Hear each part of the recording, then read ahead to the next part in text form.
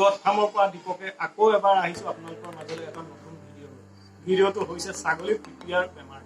সেই বিষয়ে আপোনালোকক অলপ ক'বলৈ বিচাৰিছোঁ। আপোনালোকে ভালদৰে এই ভিডিঅ'টো চাই PPR বেমাৰ হ'লে ছাগলীবিলাক বচাবলৈ একেবাৰে কঠিন হৈ যায়।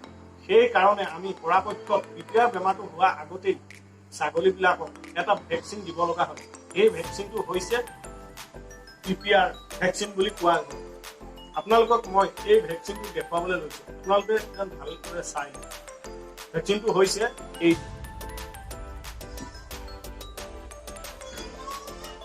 লগতে এই পাউডাৰ ধৰণৰ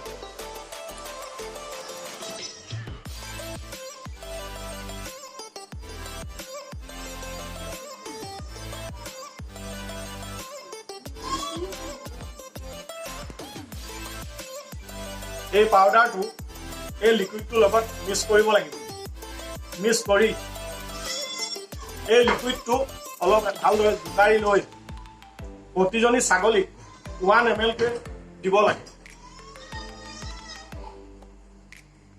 আপোনালোকে এটা কথা মনত ৰাখিব লাগে, PPR ভেকচিন ছাগলীক দিওঁতে এটা কথা সদায় মনত ৰাখিব, গাভিনী ছাগলীক এই ভেকচিনটো কেতিয়াও নিদিব। লগতে ছাগলীৰ বয়স কমেও 3 মাহ হ'ব লাগে। 3 মাহ নহ'লে এই ভেকচিনটো ছাগলীক দিলে কোনো কাম নহয়। আপোনালোকে যদি এই ভিডিঅ'টো চাই ভাল পাইছে, মোৰ ভিডিঅ'টো শ্বেয়াৰ আৰু লাইক কৰিব, লগতে চেনেলটো ছাবস্ক্ৰাইব কৰিব। ধন্যবাদ।